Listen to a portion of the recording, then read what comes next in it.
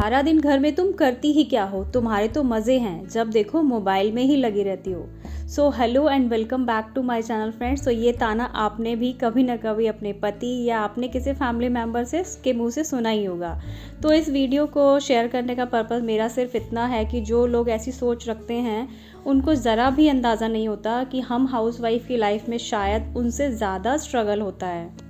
और मेरा मतलब ये बिल्कुल नहीं है कि जेंट्स लोग कम मेहनत करते हैं, बट उनकी जो ये सोच है ना, सालों से जो चलती आ रही है, हमारी रूढ़िवादिता की ही देन है। उनको लगता है कि जो घर में रहती हैं औरतें, उनका काम ही क्या है। और ऐसा ही नहीं कि ये ताना सिर्फ पति ही मारते हैं, ऐसा आपका सर्कल होगा कि कोई आपकी फ्रेंड वर्किंग होगी तो वो भी ऐसा ही सोचती होगी कि आप लोग घर में रहते हैं तो आप लोगों का काम ही क्या है। हालांकि मैं मानती हूँ कि जो वर्किंग लेडीज़ होती हैं उनको घर भी संभालना पड़ता है और ऑफिस भी संभालना पड़ता है। साथ साथ मेरी लाइफ में ये दोनों ही पहलू आ चुके हैं, तो मुझे दोनों ही तरह का एक्सपीरियंस है। मैंने काफ़ी साल जॉब भी की है और अब मैं हाउसवाइफ हूँ, तो मैं दोनों ही पहलू को एक्सेप्ट करती हूँ। हम जिस तरह की लाइफ में होते हैं, हमें जिस भी सिचुएशन में होते हैं, हमें उसका सामना अच्छे से करना चाहिए और प्रैक्टिकली हमें सारी प्रॉब्लम्स का सॉल्यूशन निकालना चाहिए। और एक लेडी चाहे हाउसवाइफ हो चाहे वो वर्किंग हो, वो हर हालत में अपने घर को मैनेज करती है, साथ ही साथ अपनी बाहर की लाइफ, अपनी प्रोफेशनल लाइफ को भी मैनेज करके चलती है। और फ्रेंड्स, यहाँ पे मेरी जो मेड है वो भी आ गई है। लेकिन आप कई लोगों का ये भी सोचना है कि जिसने मेड लगाई हुई है तो उसको क्या ही करना पड़ता होगा। लेकिन सिर्फ जो मेड होती हैं वो जो काम करने आती हैं सिर्फ वो काम करके चली जाती हैं, बाकी काम बहुत सारा ऐसा होता है जो हमें खुद से करना पड़ता है। तो कोई ऐसी मेड होगी जिसको आप एक्स्ट्रा पैसे दे के आप डस्टिंग वगैरह करवा लेते होंगे, या फिर कुछ एक्स्ट्रा पैसे देके आप घर के और भी काम मैनेज करा लेते होंगे, लेकिन बहुत सारे ऐसे काम होते हैं जो हमें खुद से ही करने पड़ते हैं। घर संभालना एक इजी टास्क नहीं है, ये तो आप लोग जानते ही होंगे। और जब भी कोई लड़की मतलब न्यूली मैरिड होती है, वो नए घर में जाती है, नए घर में किस तरह से वो एडजस्ट करती है, वहाँ की चीज़ों को समझती है और फिर उन सब पूरे घर को मैनेज करती है। तो ये मेरा तो ये मानना है कि भगवान जी ने शायद हम लेडीज़ को कोई एक्स्ट्रा शक्ति दे रखी है, एक्स्ट्रा पावर दे रखी है, सुपर पावर्स, जिससे कि हम मतलब हाउसवाइफ हो चाहे हम वर्किंग हो, हम सब चीज़ों को अच्छे से मैनेज कर लेते हैं। अगर यही काम आप किसी जेंट्स को दे देना 2 दिन में, तो बिल्कुल नानी याद आ जाती है जेंट्स को। हालांकि बहुत सारे लोग ये सब चीज़ें मैनेज करते हैं, लेकिन उनके लिए ये सब करना बहुत ही मुश्किल हो जाता है।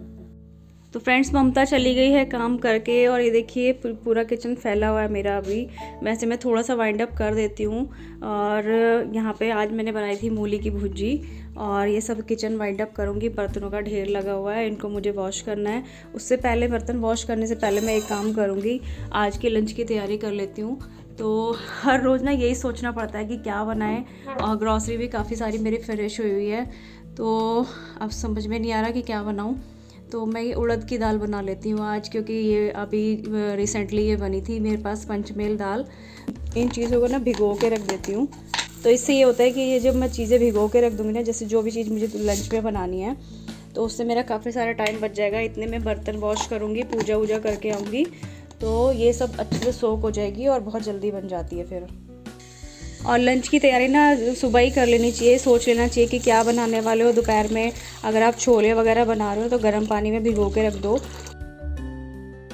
तो फ्रेंड्स, आप लोग सोच रहे होंगे कि ये वीडियो टॉपिक के बाहर चले गए, बट नहीं, ये जितने भी काम करते हुए आपने मुझे देखा है, ये सब एक होम मेकर की होम मैनेजमेंट का ही एक इम्पॉर्टेंट पार्ट है। फ्रेंड्स, आज का ये वीडियो मैंने शुरू किया था बच्चों के स्कूल जाने की और हस्बैंड के ऑफिस जाने के बाद। तो बस सभी जो होम मेकर हैं उनके साथ ऐसा ही होता होगा। जब ये लोग चले जाते हैं तो पूरा घर जो उथल पुथल मचा होता है, उस सबको समेटना, साथ ही साथ घर की decoration, cleaning, meal planning, home budget, इन सब चीज़ों पर भी हमें ध्यान देना होता है। बट क्या करें, हम सिर्फ हाउसवाइफ है ना, हमें कोई डिग्री तो मिली नहीं हुई है कि हम किसी को शो कर सके हम ये सब करते हैं।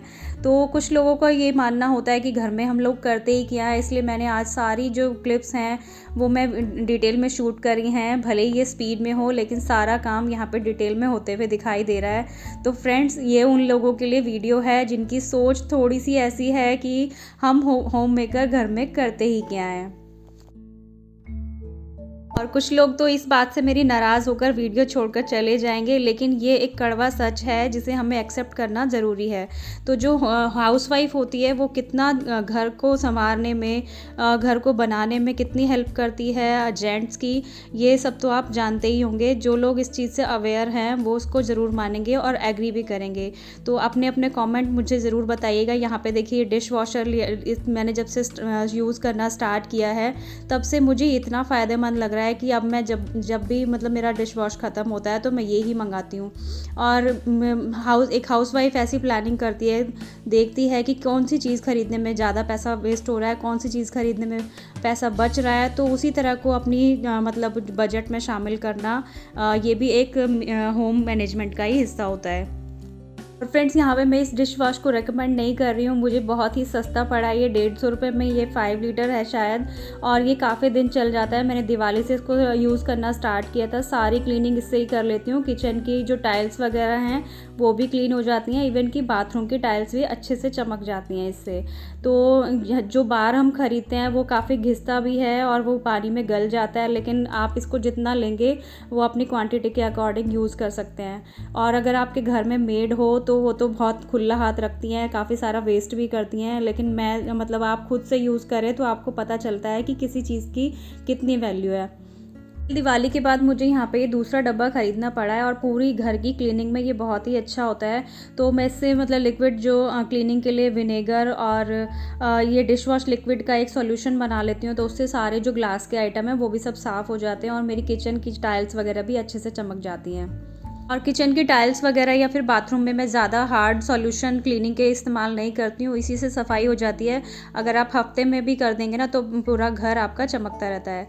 आज मैंने कुकटॉप साफ़ करने के लिए यहाँ पे थोड़ा सा यहाँ पे गर्म पानी ले लिया था और यही डिश लिक्विड डाल कर पूरा काउंटर टॉप मैंने साफ़ कर लिया है। तो फ्रेंड्स वीडियो है सैटरडे का, और सैटरडे को या संडे को मैं हमेशा कोई ना कोई घर का कोना जो होता है ना उसको डीप क्लीन करने की कोशिश करती हूँ।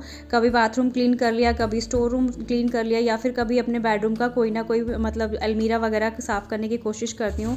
आज किचन को थोड़ा सा एक्स्ट्रा टाइम दिया था। हालाँकि मेरे जो काउंटर शेल्फ हैं वो मैंने अंदर से साफ़ नहीं किए थे, क्योंकि जो मेरे हाथ की प्रॉब्लम है वो भी अभी पूरी तरह से ठीक नहीं हुई है। हल्की फुल्की आराम लग गया है, तो बस मेरे को लग रहा है कि जल्दी से अपने घर की पूरी अच्छी तरह से सफाई कर दूं। और ये तो सुना ही होगा अपने, औरत ही घर को स्वर्ग बनाती है। और मैं ये नहीं कह रही हूँ कि मैं परफेक्ट हूँ, जितना मुझसे हो सकता है मैं अपने घर को मैनेज करने की पूरी कोशिश करती हूँ। और मेरे हस्बैंड भी ये जानते हैं कि मैं जब मोबाइल चलाती हूँ तो उसमें कोई अननेसेसरी थिंग्स नहीं देखती हूँ, अपने उसमें काम ही करती हूँ। तो एक परफेक्ट मैरिड लाइफ के लिए हस्बैंड वाइफ में अंडरस्टैंडिंग होना बहुत ही ज़रूरी है। और साथ ही साथ एक दूसरे के काम की हमेशा रिस्पेक्ट करनी चाहिए हमें, तभी जो हमारी लाइफ है वो अच्छे से चलती है। तो फ्रेंड्स नहाना धोना हो गया है, तैयार हो गई हूँ। इसके बाद मैंने बस पूजा भी कर ली है और अब सोच रही हूँ आपसे बात कर लेती हूँ। पूरे व्लॉग में बिल्कुल आपसे बात नहीं हो पाई और हालत ख़राब हो रखी है। मेरी आईब्रो पर लिप्स भी बड़ी हुई है, ये भी मेरे को बनवाने के लिए जाना है। तो पूरा घर मेरा क्लीन हो चुका है, बेड वगैरह सब मैं बना दिया था पहले ही। और ये वाले रूम में भी बच्चों का बेड मैंने बना चुकी हूँ। ये देखिए पूरा लॉबी एरिया देख सकते हैं आप, पूरा क्लीन हो चुका है। तो मैं आपको यहाँ पे किचन भी दिखाती हूँ। ये देखिए किचन स्टार्टिंग से दिखाती हूँ मैं आपको। ये देखिए पूरा किचन जो है पूरा क्लीन हो चुका है और अब ये बर्तन भी सूख गए हैं और गैस के जो बर्नर वगैरह थी वो सब वॉश कर दिए हैं। किचन सिंक जो है बिल्कुल साफ़ हो चुका है। ठीक है, ये वाला कपड़ा अभी धूप में डालूंगी, थोड़ी देर धूप में बैठूंगी और जो कपड़े हैं वॉशिंग मशीन में जो कपड़े हैं वो भी डाल के आऊँगी। और यहाँ पे गाजर मूली है जो मैंने धो के रखी है, इसका डालूंगी गाजर मूली का थोड़ा सा अचार। ये मैंने ना जार धोया था, जो पहले वाला गाजर मूली का अचार था वो ख़त्म हो चुका है। बच्चों को हस्बैंड को बहुत ही पसंद आया है तो वो डालूंगी। रेसिपी नहीं शेयर करूँगी आपके साथ, पहले कर चुकी हूँ पिछला ब्लॉग जिसमें मैंने अचार डाला था ना, वो देख लेना आप लोग। और यहाँ पे दाल भी अच्छी खासी भीग चुकी है, इसको और बस दाल चावल बना के अभी बच्चों के आने में काफ़ी टाइम है। दाल चावल बना के बस मैं पहले अपने आईब्रो पर लिप्स बनवाने जाऊँगी। बहुत ख़राब लग रहा है इस तरह से कैमरे पर आना। तो बस इस ब्लॉग में इतना ही आपके साथ शेयर किया है। आज मैंने मेरा बच्चों के स्कूल जाने से लेकर बच्चों के आने तक का रूटीन। तो बस आपको पसंद आया है तो लाइक कर देना फ्रेंड्स, और दाल चावल का बना के थाली का वीडियो लास्ट में मैं लगा दूँगी। तो फ्रेंड्स, इस वीडियो में अगर कुछ भी हेल्पफुल रहा हो आपके लिए तो प्लीज़ वीडियो को लाइक कर देना, चैनल को सब्सक्राइब कर देना इस तरह की वीडियोस देखने के लिए। आपसे जल्दी ही मिलूंगी नेक्स्ट वीडियो में, तब तक के लिए be happy, stay tuned and bye bye.